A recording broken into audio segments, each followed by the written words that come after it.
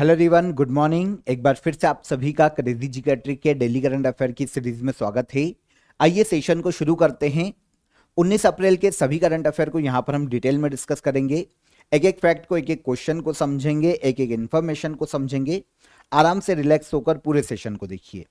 PDF मैंने आपको कल भी इन्फॉर्म किया था, क्रेजी जियोमेट्री के एप्लीकेशन पर या फिर वेबसाइट पर जाकर आप फ्री ऑफ कॉस्ट ले सकते हैं। और इसके अलावा डेली करंट अफेयर का टेस्ट जरूर लगाइएगा, फ्री ऑफ कॉस्ट है आपके लिए एप्लीकेशन पर। सबसे पहला करंट अफेयर देखिए 19 अप्रैल का। इंटरनेशनल बिग कैट अलायंस का हेडक्वार्टर किस देश में स्थापित किया जाएगा? इंटरनेशनल बिग कैट अलायंस की बात करें ना, तो 2023 में भारत के पीएम नरेंद्र मोदी के प्रयासों से इस संस्था की स्थापना की गई थी। इंटरनेशनल बिग कैट अलायंस में बिल्ली की 7 बड़ी प्रजातियों के संरक्षण की बात की गई है। इसका हेडक्वार्टर स्थापित किया जाने वाला है इंडिया में। आंसर डी हो जाएगा। बिल्ली की 7 बड़ी प्रजातियां कौन कौन सी? तो देखिए, बिग कैट अलायंस में शामिल किया जाता है जगुआर को, प्यूमा, लेपर्ड, लॉयन, टाइगर, चीता और स्नो लेपर्ड। ये 7 बड़ी बिल्लियों की प्रजातियां हैं, ठीक है ना। जो जो बिल्ली प्रजाति है ना, उनमें गिना जाता है, बड़ी बिल्ली प्रजाति में। तो हाल ही में गवर्नमेंट ऑफ इंडिया और इंटरनेशनल बिग कैट अलायंस के मध्य में ऑफिशियली एक एग्रीमेंट हुआ है। इसमें बताया गया है कि आने वाले समय में जो ये एजेंसी है, जो अलायंस है, इसका जो हेडक्वार्टर होगा वो इंडिया में होगा। इसका सचिवालय और हेडक्वार्टर इंडिया में स्थापित किया जाएगा। अभी यहां पर राज्य का चयन नहीं किया गया है, प्लेस का चयन नहीं किया गया है कि कहां पर स्थापित किया जाएगा, लेकिन इंडिया में स्थापित किया जाएगा, यह कंफर्म किया गया। इसके लिए आने वाले 5 वर्षों के लिए इंडियन गवर्नमेंट 150 करोड़ रुपए, 150 करोड़ रुपीस यहां पर राशि देगी 5 सालों के लिए, ताकि जो ऑफिस है, हेडक्वार्टर है, सचिवालय है, इनको चलाने के लिए, नीतियों को लागू करने के लिए जो भी खर्चा होगा 150 करोड़ रुपए का प्रावधान इंडियन गवर्नमेंट ने किया है। तो 5 साल के लिए यह प्रावधान पहले ही हो चुका था और अब इसके हेडक्वार्टर की घोषणा की जा चुकी है। कहां पर? इंडिया में। इंटरनेशनल बिग कैट अलायंस, जैसा कि अभी मैंने आपको बताया, 2023 में इंडिया के ही प्रयासों से इसकी स्थापना की गई थी। 2023 में जब हमने प्रोजेक्ट टाइगर की 50वीं एनिवर्सरी मनाई थी, तब हमने इंटरनेशनल बिग कैट अलायंस को मंजूरी दी थी। सबसे पहली बार इसका अनाउंसमेंट किया था। मेन गोल 7 बड़ी बिग कैट्स का संरक्षण करना, उनके आवासों का संरक्षण करना और उनकी जनसंख्या में वृद्धि करना। देखिए, 5 मेंबर वर्तमान में इस अलायंस में देखने को मिलते हैं। इंडिया के अलावा निकारागुआ, स्वातिनी, लाइबेरिया और सोमालिया, ये 5 देश है जो कि इस अलायंस में अभी तक शामिल है। काफी सारे देशों ने यहां पर इंटरेस्ट दिखाया है, लेकिन अभी तक ऑफिशियली जो एग्रीमेंट होता है ना, ट्रीटी पर जो साइन होती है, वो अभी तक केवल 5 ही देशों की हुई है जो कि ऑफिशियली मेंबर है। एथलीट पासपोर्ट मैनेजमेंट यूनिट शुरू करने वाला भारत दुनिया का कौन सा देश बना है? एथलीट पासपोर्ट मैनेजमेंट यूनिट, इसे शुरू करने वाला दुनिया का 17वां देश, 17th कंट्री बनी है इंडिया। आंसर हो जाएगा आंसर सी। देखिए, एथलीट पासपोर्ट मैनेजमेंट यूनिट क्या है इसको समझेंगे, लेकिन इसका हाल ही में जो इनॉग्रेशन है वो किसने किया? तो भारत के यूथ अफेयर और स्पोर्ट्स मिनिस्टर हैं, union minister doctor Mansukh Mandaviya. इन्होंने नेशनल डॉप टेस्टिंग लेबोरेटरी, जो कि नई दिल्ली में है, यहां पर एथलीट पासपोर्ट मैनेजमेंट यूनिट का हाल ही में इनॉग्रेशन किया। इंडिया का पहली ऐसी यूनिट है और पूरे वर्ल्ड में अगर हम कंपेयर करते हैं तो ये 17वीं ऐसी यूनिट है पूरे वर्ल्ड के किसी भी देश में। होता क्या है, यूनिट का काम क्या है? तो देखिए, हमारे जो एथलीट है ना, उनके बारे में, उनके बायोलॉजिकल पासपोर्ट की निगरानी करना इस यूनिट का मुख्य कार्य है, एथलीट पासपोर्ट मैनेजमेंट यूनिट। अब बायोलॉजिकल पासपोर्ट का मतलब क्या होता है? मतलब एथलीट से संबंधित जितनी भी बायोलॉजिकल डेटा है, फॉर एग्जांपल उनके ब्लड के सैंपल, उनके हार्मोन के सैंपल, समय समय पर उनकी जांच करना, पता लगाना कि भाई किसी भी एथलीट ने किसी भी प्रकार की प्रतिबंधित दवाई तो नहीं ली है। मतलब डोप टेस्ट होता है, आप सभी को पता होगा। इंटरनेशनल डोपिंग टेस्टिंग एजेंसी भी होती है है ना, इंडिया की भी होती है, इंटरनेशनल लेवल पर वर्ल्ड एंटी डोपिंग एजेंसी काम करती है, वाडा के नाम से जानी जाती है, इंडिया में नाडा के नाम से जानी जाती है। तो ये डोप टेस्ट करते हैं खिलाड़ियों का, मतलब ऐसी गलत दवाओं का यूज तो नहीं किया है जिससे शरीर की जो क्षमता है वो बहुत ज्यादा बढ़ जाती है, मतलब फेयर तरीके से गेम्स खेल रहे हैं या नहीं। तो पूरा बायोलॉजिकल डेटा देखा जाएगा, किसी भी एथलीट का समय समय पर जांच की जाएगी ताकि डोपिंग से बचाया जा सके हमारे एथलीटों को, अगर कोई इन्वॉल्व है तो उन पर कार्रवाई की जा सके।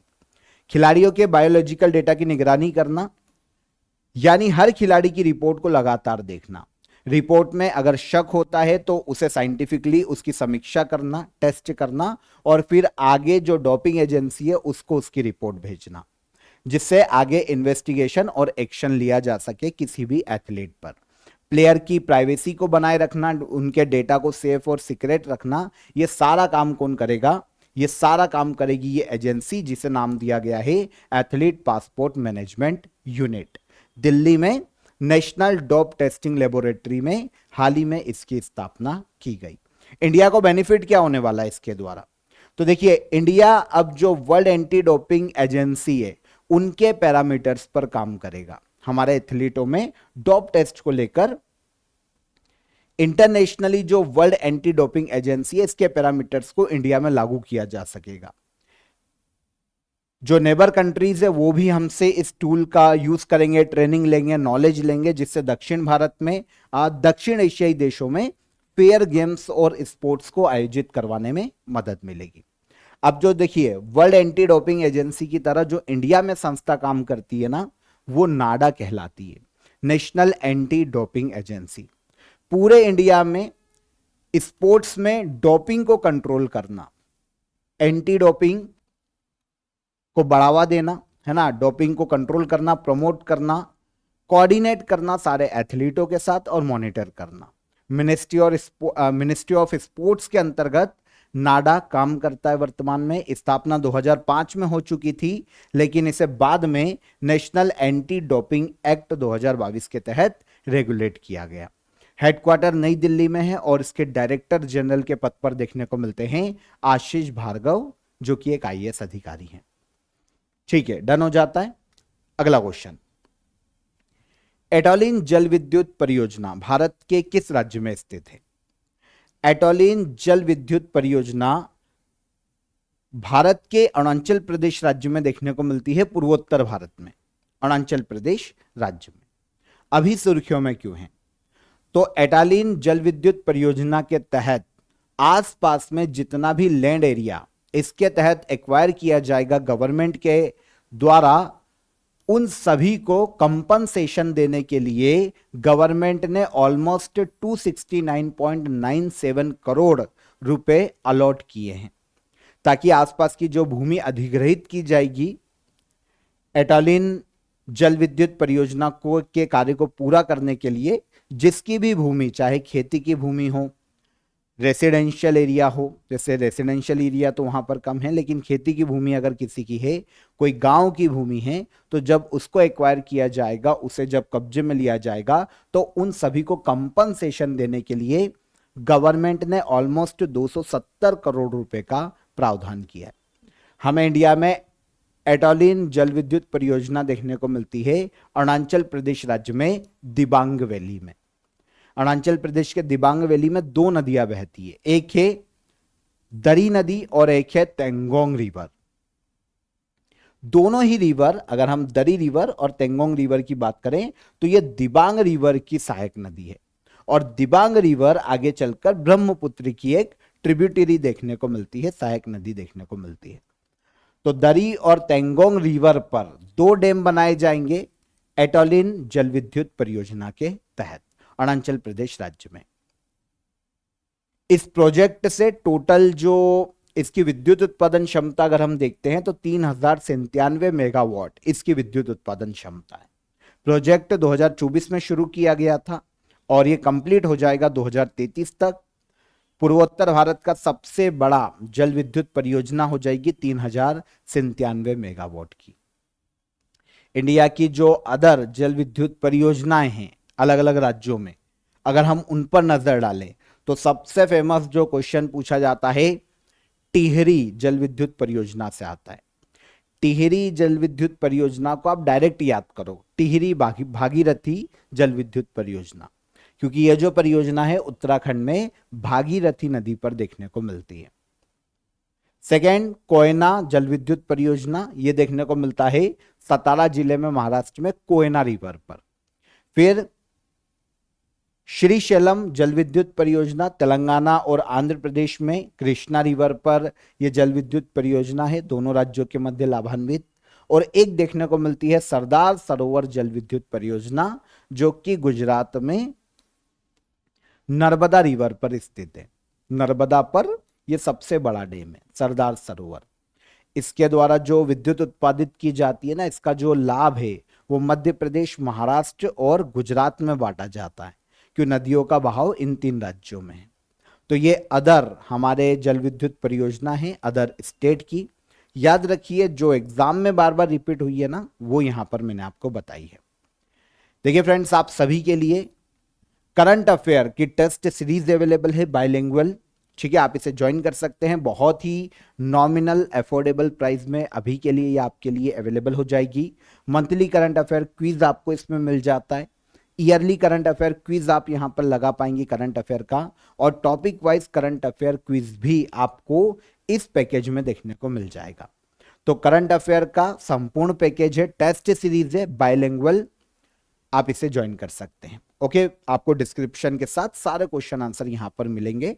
टेस्ट सीरीज है, टेस्ट लगाइए और साथ ही साथ आपको डिस्क्रिप्शन और आंसर भी मिल जाएंगे। तो डिस्क्रिप्शन में मैंने आपको इसकी लिंक दे दी है, वहां पर क्लिक करके आप इसे अवेल कीजिए, ज्वाइन कीजिए और चेकआउट कीजिएगा एप्लीकेशन को, क्योंकि वहीं पर आपके लिए डेली करंट अफेयर की पीडीएफ भी मिल जाएगी और आप टेस्ट भी लगाइए डेली करंट अफेयर का, शुरुआत में मैंने आपको बताया था। आगे बढ़ेंगे, तब तक हम यूनेस्को की memory of the world register में किन 2 भारतीय ग्रंथों को शामिल किया गया है। तो यूनेस्को का एक रजिस्टर है, एक रिकॉर्ड है, इसे नाम दिया गया है memory of the world register. पूरे वर्ल्ड में जो मेन ग्रंथ हैं, जो कोई भी किताब है, बुक है, इंपॉर्टेंट है, उन सभी को यहां पर जगह दी जाती है। कारण जानते हैं क्या है किसी भी ग्रंथ को memory of the world register में शामिल किए जाने का? अगर कभी विनाश हो जाता है मानव जाति का, है ना, संपूर्ण एक साथ पृथ्वी पर विनाश हो जाता है, किसी भी कारण से हो सकता है ना, कोई एस्ट्रॉइड आके गिर जाए, उल्कापिंड आके गिर जाए, सुनामी आ जाए, भूकंप आ जाए, डायनासोर भी खत्म हुए ना कभी, तो इस तरीके से कभी अगर एक साथ विनाश आता है तो उस केस में कुछ बुक जो कि इंपॉर्टेंट है, कुछ ऐसे बोल सकते हैं हम कि मनुस्क्रिप्ट, उनको सेव किया जा सके ताकि उसके बाद जो मानव सभ्यता आए उनके लिए वो काम आ जाए। तो इसीलिए यूनेस्को ने memory of the world register बनाया है।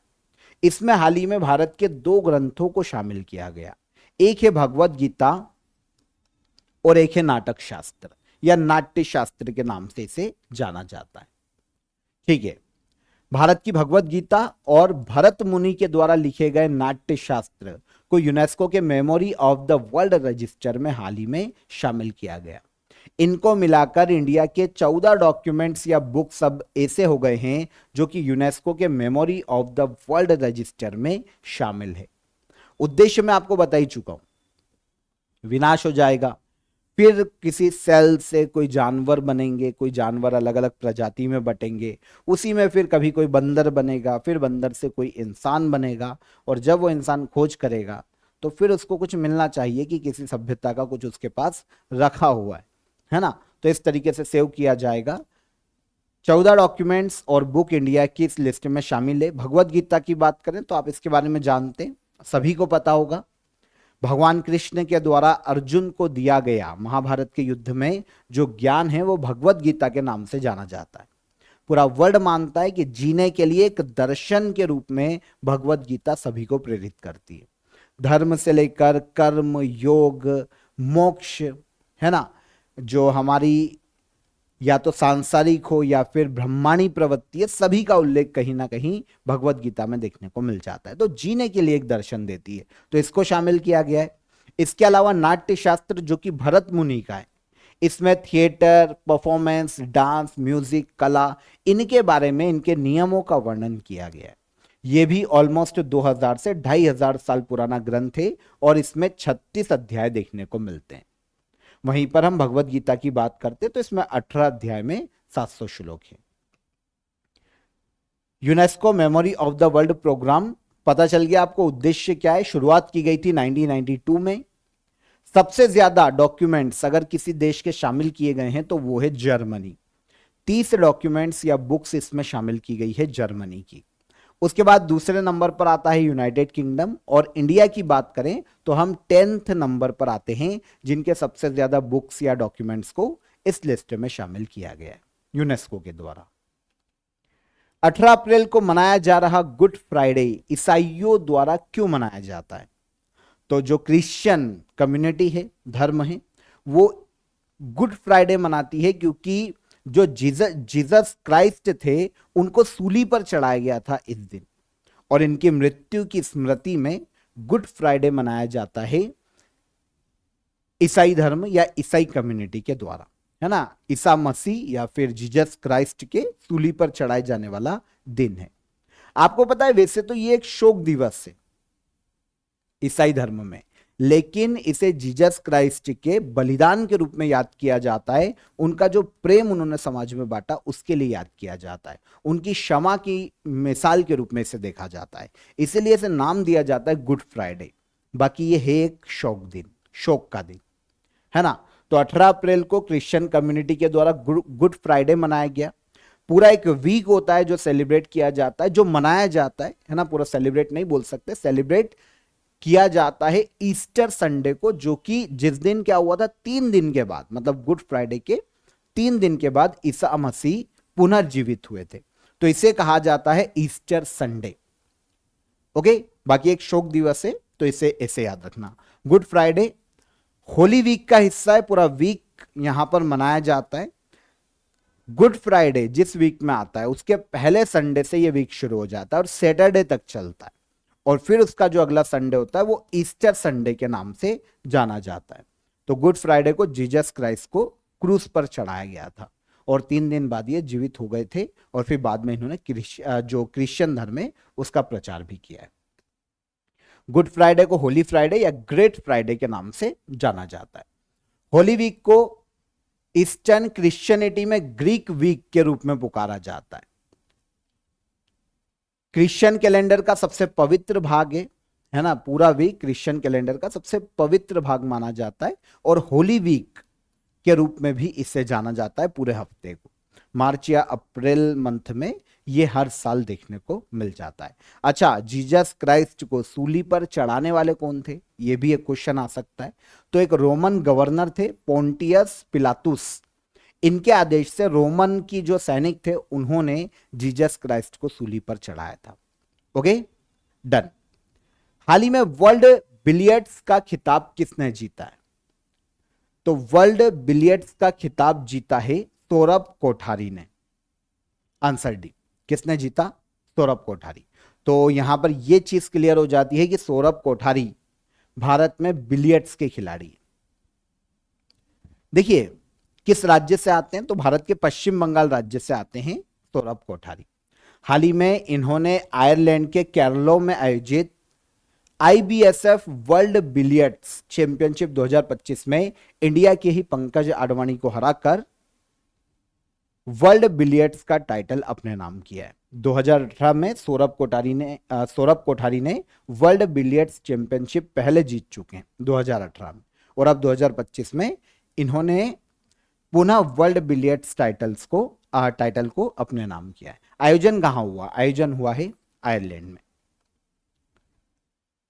यहां पर IBSF की बात करें तो international billiards and snooker federation के नाम से इसे जाना जाता है, जो कि आयोजन भी करवाता है वर्ल्ड बिलियर्ड्स चैंपियनशिप का।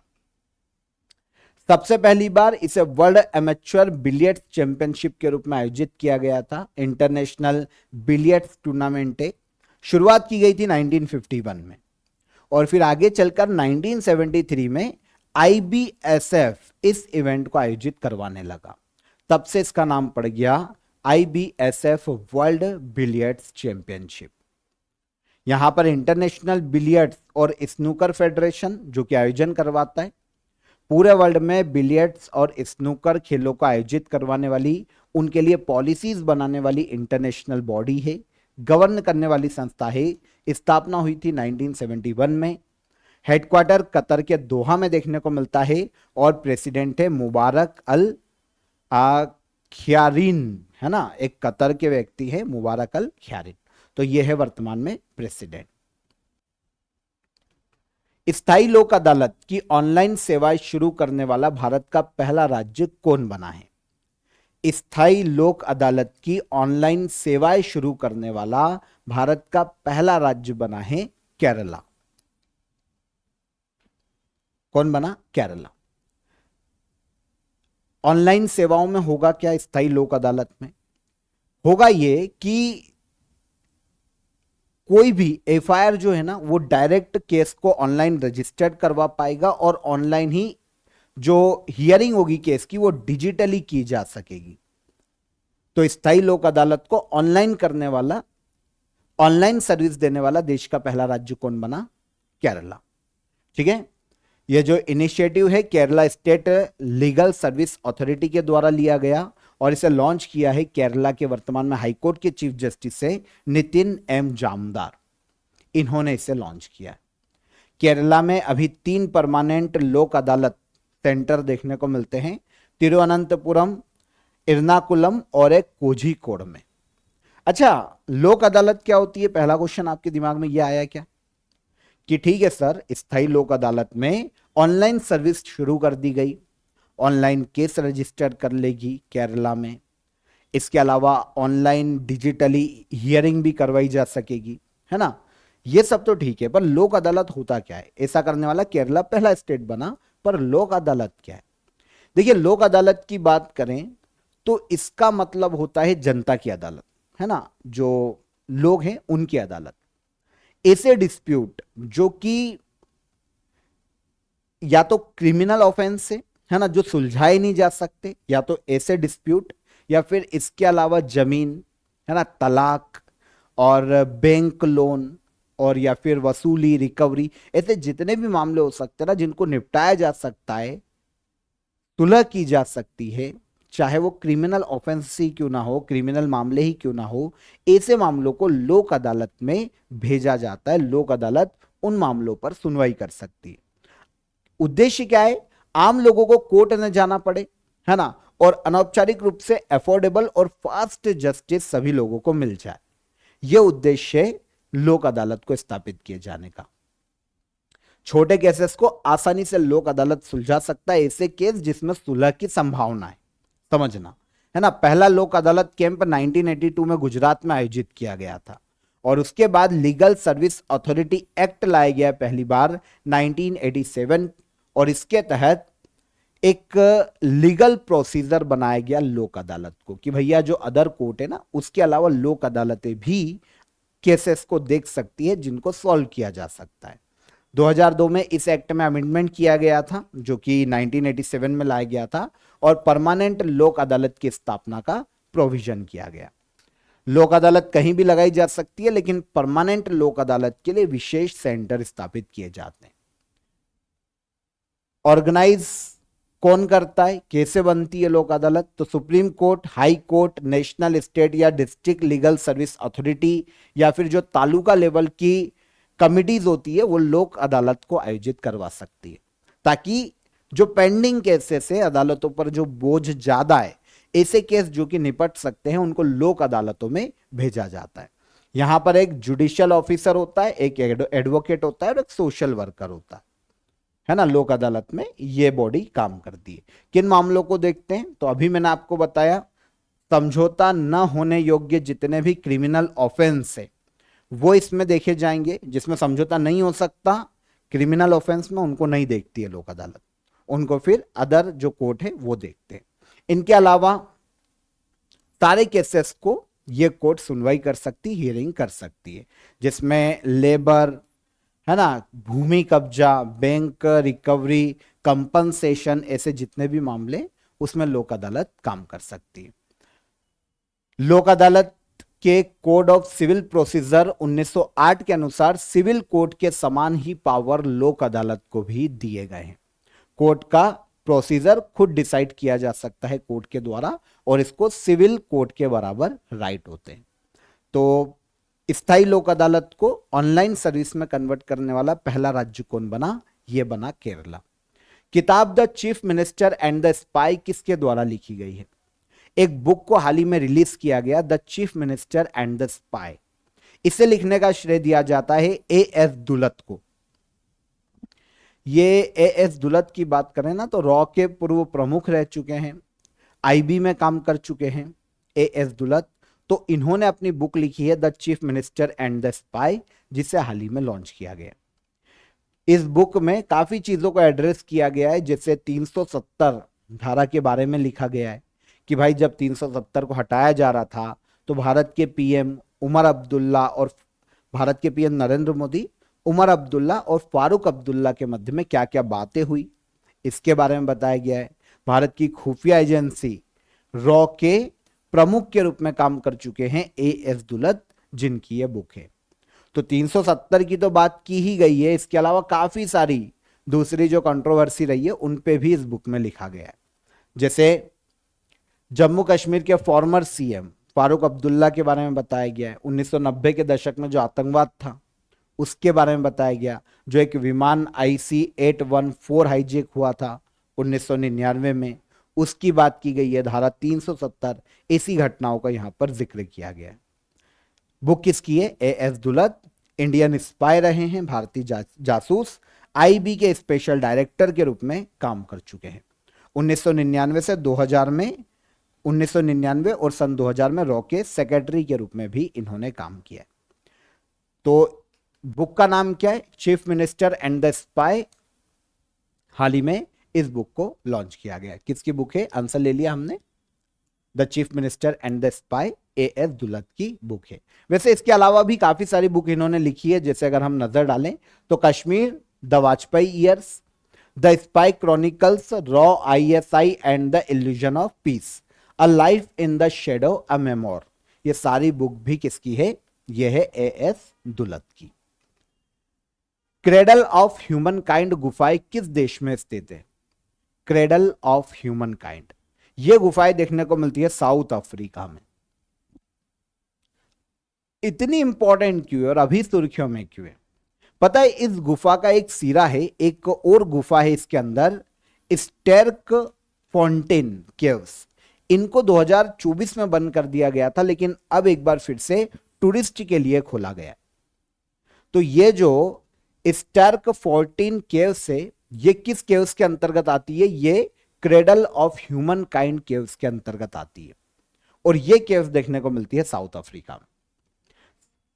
क्रेडल ऑफ ह्यूमन काइंड का मतलब होता है मानव जाति का पालना, क्योंकि वर्ल्ड के सबसे पुराने ह्यूमन के जो अवशेष है ना, वो अफ्रीका, साउथ अफ्रीका की cradle of human kind caves में देखने को मिले हैं। सबसे पुराने स्केलेटन जो थे मानव सभ्यता के, वो इस गुफाओं में मिले साउथ अफ्रीका में।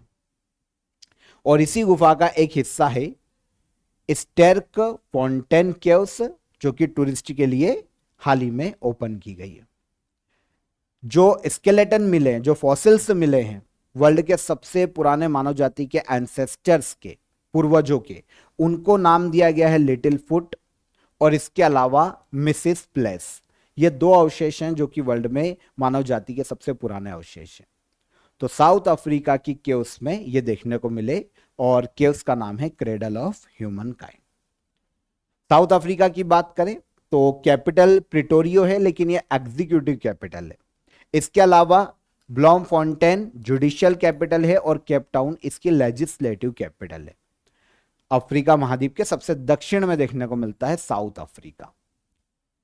यहां पर करेंसी पूछी जाती है एग्जाम में, रैंड साउथ अफ्रीका की करेंसी है, और सिरिल रामाफोसा वर्तमान में यहां के प्रेसिडेंट के पद पर है। लास्ट क्वेश्चन पर आ जाएं।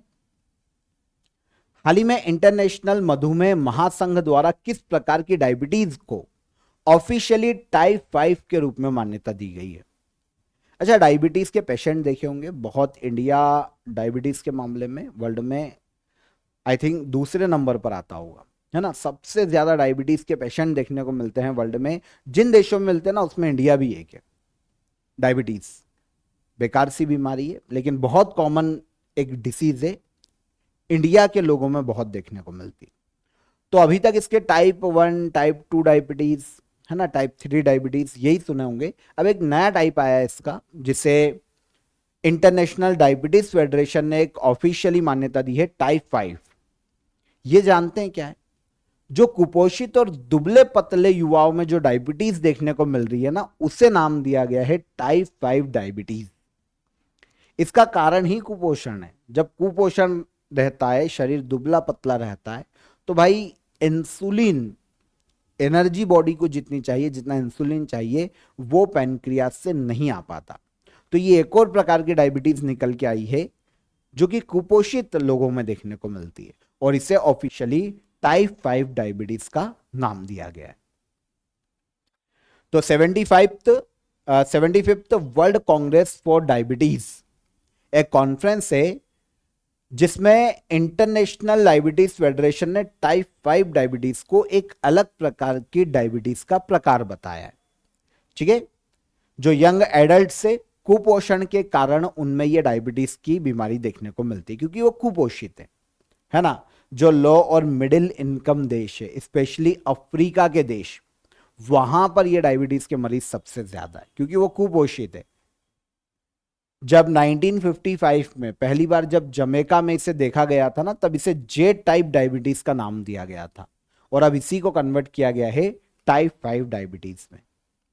इसके होने से, क्योंकि दुबला पतला शरीर है, कुपोषित है, तो शरीर में इम्यूनिटी की कमी होती है, और शरीर में इंसुलिन हार्मोन टाइप 2 डायबिटीज के जो मरीज होते हैं उनसे कम होता है, और टाइप 1 के जो डायबिटीज के मरीज होते हैं उनसे ज्यादा स्त्रावित होता है शरीर में पैनक्रियास से। पर फिर भी बॉडी में ग्लूकोज की मात्रा बढ़ती जाती है, और सीधी सी बात है, जब ग्लूकोज की मात्रा बढ़ेगी तो फिर शरीर में लो एनर्जी फील होती है और बहुत सारी अदर दिक्कतें होती। तो ये डायबिटीज है। समझ में आ गया डायबिटीज होता क्या है? शरीर में पैनक्रियास, आपको पता है, इंसुलिन को रिलीज करता है, जो कि ग्लूकोज को एनर्जी में बदलता है बॉडी में। जो हम कुछ खाते हैं, ग्लूकोज जो बढ़ता है तो उसको एनर्जी में बदलता है इंसुलिन, जो कि पैनक्रियाज से निकलता है। लेकिन जब डायबिटीज हो जाती है ना, तब पैनक्रियाज अग्नाशय इंसुलिन स्त्रावित करना बंद कर देता है, और अगर करता है तो बॉडी उसको सही तरीके से वर्क नहीं करवा पाती है। तो ये अलग अलग डायबिटीज के प्रकार भी, एक केस में इंसुलिन स्त्रावित ही नहीं होता अग्नाशय से, तो बॉडी में ग्लूकोज बढ़ता जाता है, ब्लड में ब्लड शुगर बढ़ती जाती है। ग्लूकोज बढ़ना मतलब ब्लड शुगर बढ़ना। या फिर वो जो इंसुलिन है ना, वो सही तरीके से वर्क नहीं कर पा रहा है कि भाई ग्लूकोज को कहां कहां भेजना। तो ये भी डायबिटीज का एक प्रकार है। ठीक है, तो यहां पर कैजुअल सी चीज आपको समझ में आ गई, ग्लूकोज को सेल तक पहुंचाने के लिए इंसुलिन चाहिए, और इसकी कमी से डायबिटीज देखने को मिलती है।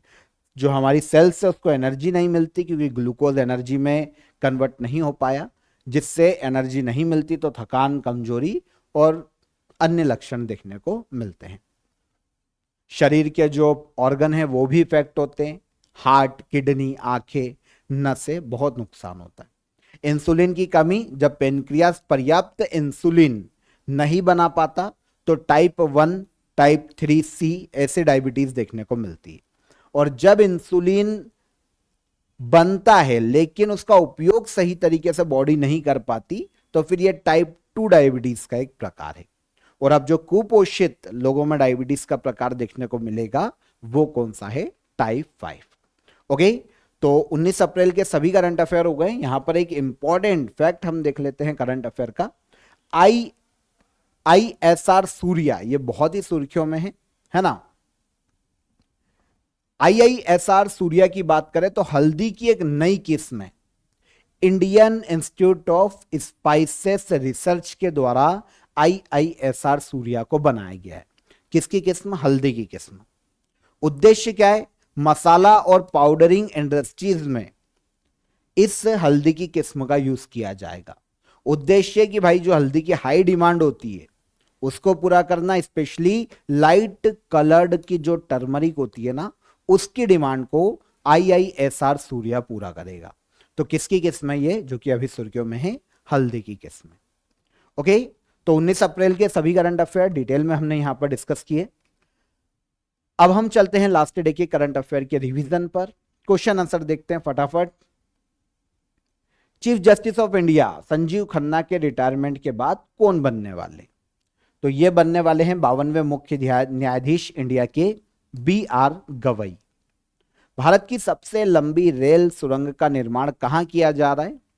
भारत के उत्तराखंड राज्य में। हाल ही में डेनियल नोबोवा को किस देश का दोबारा राष्ट्रपति चुना गया? तो ये दोबारा प्रेसिडेंट बने हैं डेनियल नोबोवा, इक्वेडोर के।